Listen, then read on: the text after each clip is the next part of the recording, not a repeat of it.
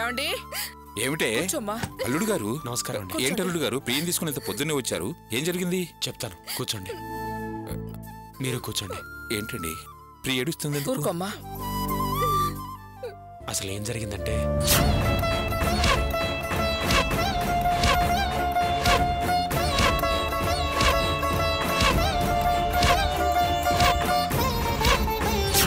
అదండి జరిగింది.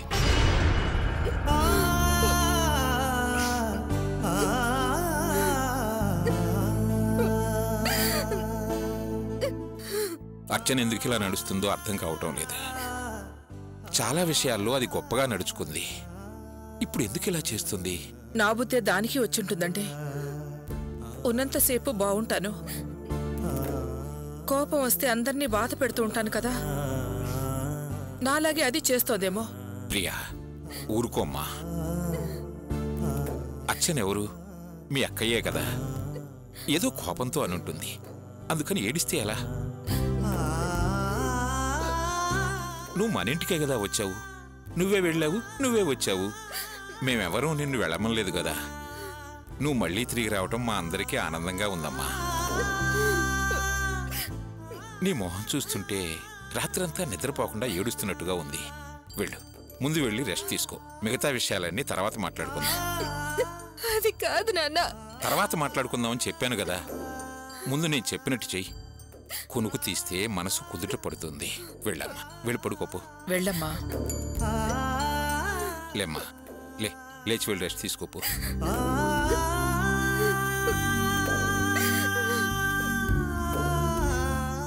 ఏది ఏమైనా రక్త సంబంధమేనండి.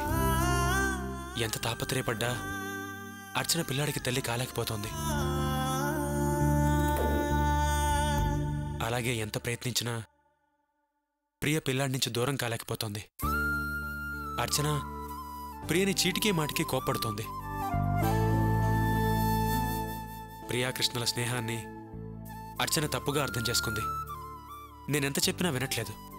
అందుకే అక్కడుంటే గొడవలు ఇంకా ఎక్కువ అవుతాయని ప్రియని ఇక్కడికి తీసుకొచ్చేశాను మావయ్య గారు. ప్రియని దినకిచ్చి పెళ్లి చేద్దాం అనుకుంటున్నాం. ఈలోగా ఏ సమస్య రాకూడదు. చాచా, ఏ సమస్య రాదండి. నాకు ఆ కుర్రాడు కృష్ణ గురించి బాగా తెలుసు. అతను క్యాబ్ డ్రైవర్ అయినా కూడా చాలా మంచివాడు. ఇక మన ప్రియ గురించి చెప్పక్కర్లేదు. ఏది ఏమైనా ఈ విషయం దినాకి తెలియకూడదు, జయంతికి అస్సలు తెలియకూడదు. ఏమంటారండి? అవునవును.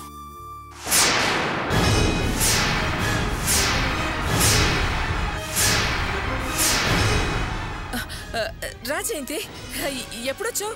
రా. ఏంటత్తయ్యా, నేనేదో ఊరెళ్ళొచ్చినట్టు అలా పిలుస్తున్నారు? ఏమైంది? ఏంటి గోపి, ఇంత పొద్దునే వచ్చావు? అది ఏంటి అందరూ అలా టెన్షన్ పడుతున్నారు? అబ్బాబే, అలాంటిదేం లేదు జయంతి. గోపి, ఏదైనా ప్రాబ్లమా? ప్రాబ్లమేం లేదు. ప్రియని తీసుకొచ్చాను. ప్రియ వచ్చిందా? ఎక్కడుంది? జయంతి, ప్రియ రాత్రంతా నిద్రపోలేదంట, వెళ్ళి పడుకుంది. అలాగా? ఇంతకీ ఆ కృష్ణెవరు మావయ్య?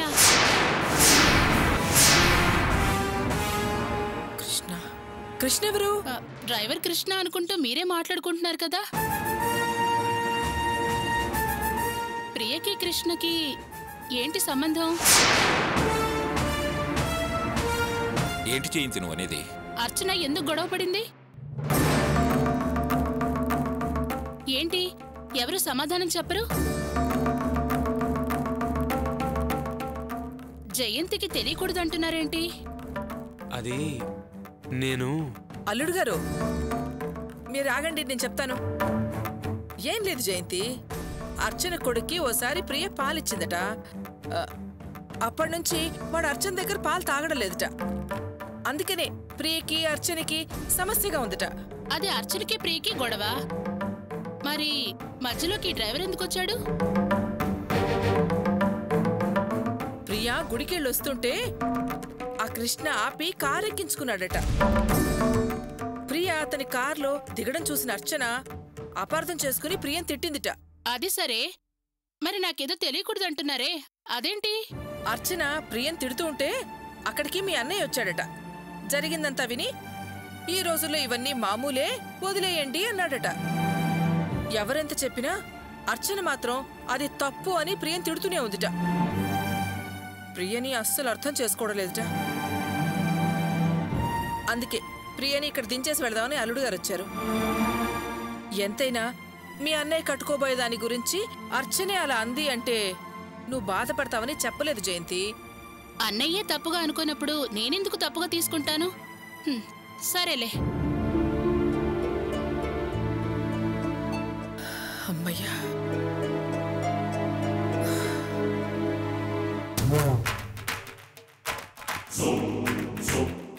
ఆ రోజు ముగ్గురు ఇలాగే మాట్లాడారు, కానీ మొత్తానికి ఏదో విషయం నా దగ్గర దాస్తున్నారు. ప్రియకి డ్రైవర్కి లింక్ ఏంటి? అర్చన ప్రియని తిట్టిందంటే ఏదో విషయం నా దగ్గర దాస్తున్నారు. అది బయటపడితే వెంటనే మా అన్నయ్యకి చెప్పాలి.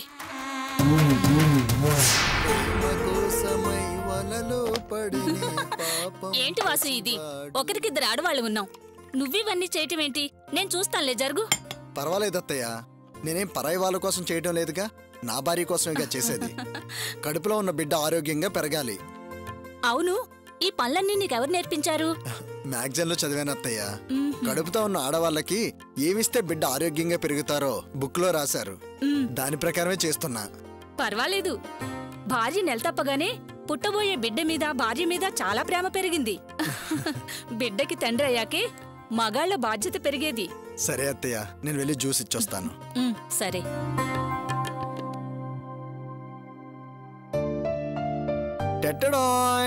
రేవతి, ఇదిగో నీకోసం జ్యూస్ తీసుకొచ్చాను, తీసుకో. ఏంటిదంతా? Apple juice Revathi. గంటకొకసారి నేను జ్యూస్ తీసుకొచ్చిస్తాను, నువ్వు తాగుతూ ఉండాలి. అప్పుడే బిడ్డ బలంగా పెరుగుతుంది. తాగు.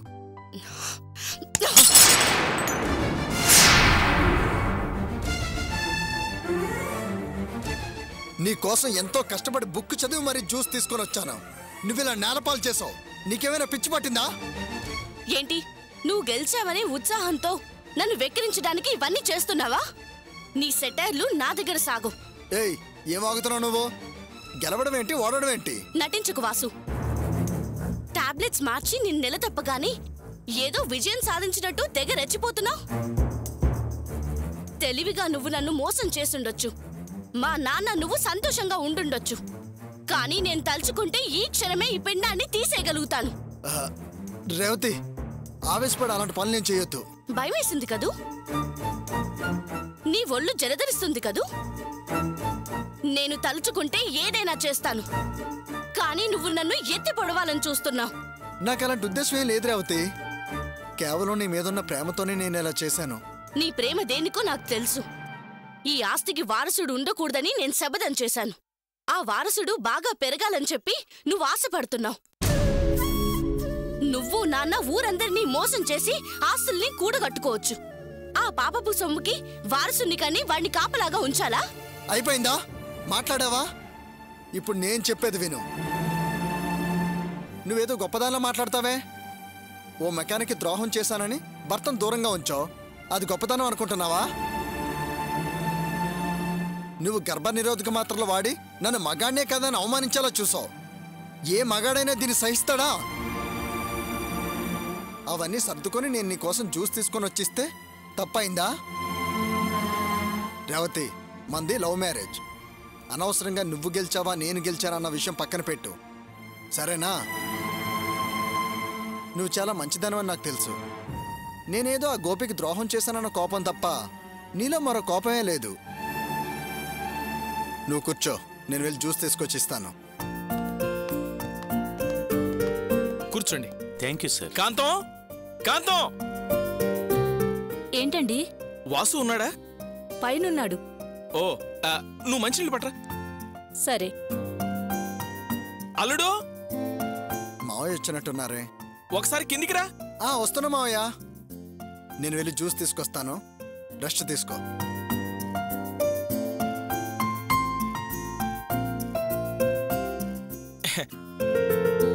అల్లుడు, త్వరగా రావాలి. వస్తున్నా మావయ్య. ఏంటి మావయ్య? ఆ డాక్యుమెంట్స్ బీరువాలో ఉన్నాయి, అవి పట్రాపో. ఏ డాక్యుమెంట్స్ మావయ్య? అవేనయ్యా నువ్వు తీసుకొచ్చినవి. మావయ్య అవి అవే. నువ్వు వెళ్ళి తొందరగా పట్టరాపు. మావయ్య అయ్య బాబోయ్.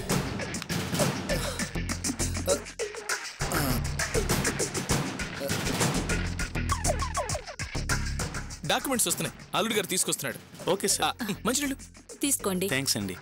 అల్లుడు తొందరగా రావాలి.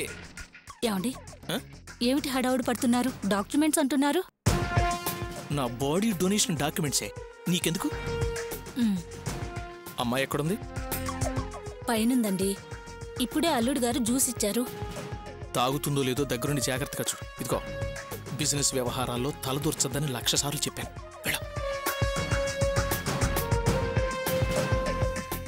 అల్లుడు త్వరగా రావాలి. వస్తున్నా మావయ్య. ఇదిగోండి.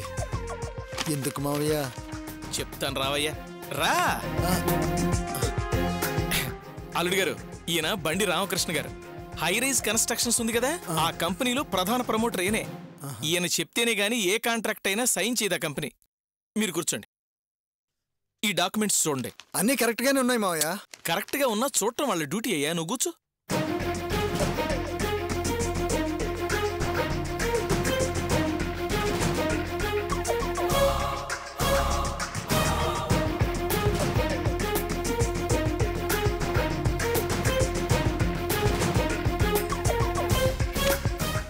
ఓకేనండి, అన్నీ కరెక్ట్గానే ఉన్నాయి.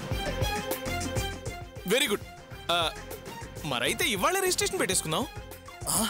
మావయ్య ఈ రోజా? అవును సార్, కాగితాలన్నీ రెడీగా ఉన్నాయి కదా, రిజిస్ట్రేషన్ పెట్టుకుంటే ఓ పని అయిపోతుంది. అలాగే అలాగే. మావయ్య ఇంత సడన్ గా రిజిస్ట్రేషన్ ఏంటి మావయ్య? బాలేవాడు, ఇప్పటికే లేట్ అయింది అనుకుంటుంటే ఇంత సడన్ గా అంటావేంటే? మీరు గానే ఉండే. వారం మధ్య మంచి చెడు చూసుకోరా. ఈ రోజు బుధవారం, మంచి రోజే కదా. మావయ్య ఈ రోజు బుధవారం అష్టమి, రేపు గురువారం నవమి. అష్టమి నవమి లేపాలని చేరు కదా మావయ్య. ఓ ఇదోటి ఉందా? ఏమండి, మా అల్లుడు ఏదో సెంటిమెంట్ గా ఫీల్ అవుతున్నాడు. 2 రోజుల తర్వాత రిజిస్ట్రేషన్ పెట్టుకుందాం, ఏమంటారు? అల్లుడు, ఈ రోజు అష్టమి, రేపు నవమి, ఎల్లుండి దశమే కదా. అంటే దశమి శుక్రవారం. అద్భుతం. వారానికి వారం, తిదికి తిది బ్రహ్మాండంగా ఉంది. అయితే ఎల్లుండి పెట్టేసుకుందాం. సరేనండి, మీ తృప్తి కోసం 2 రోజులు వెయిట్ చేయడంలో తప్పేం లేదు. అలాగే అలాగే. ఓకేనండి, మరి నేను బయలుదేరుతాను. వస్తాను సార్. మావయ్య ఆ డాక్యుమెంట్స్ ఇవ్వండి, లోపల పెడతాను. పర్వాలేదు లేవయ్యా, నా దగ్గర ఉంటాయి. ఇదిగో, ఇప్పటికే ఆలస్యమైంది, నువ్వు షాపుకు బయలుదేరు.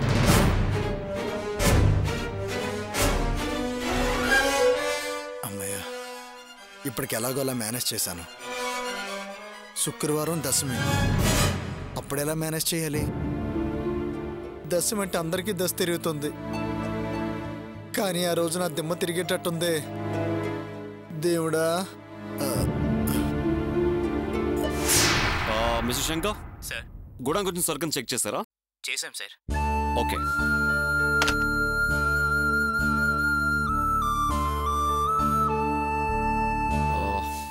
What Kavya, what happen?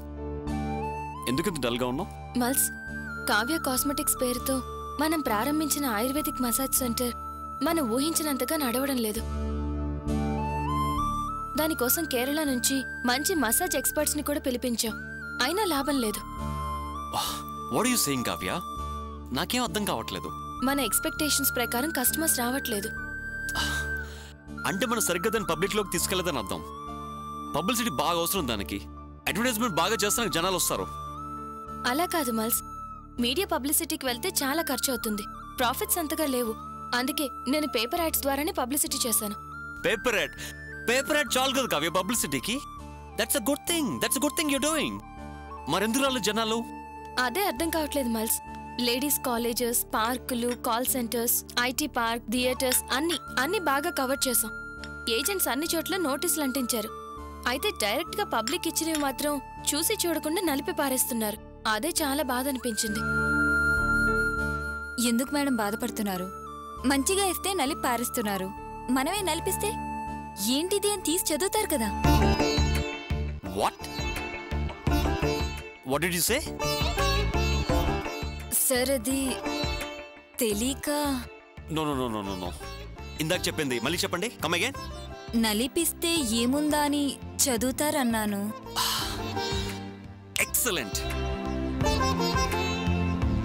What a brilliant idea. Kavya, Mallika చూడడానికి ఇంత ఇన్నోసెంట్ గా అమాయకంగా ఉన్నా she is brilliant, very brilliant. Wow, what an idea she gave. Unbelievable. తను చెప్పిన ఐడియాని ఇంప్లిమెంట్ చేయండి, సూపర్ గా ఉంటుంది. It's going to hit the public in 1 month. Awesome. Mallika, నువ్వు చెప్పిన దానికి అప్రిషియేట్ చేయకుండా ఉండలేకపోతున్నాను. Come on, give me a shake hand. Come on come on come on Mallika, give me a shake hand.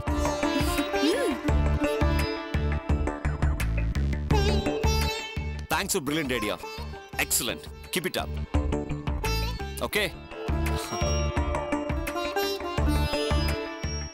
Sir, ఈరోజు మీరు నవ్వుతూ మాట్లాడారు. నవ్వితే మీరు చాలా అందంగా ఉన్నారు సార్. Is it? ఓకే.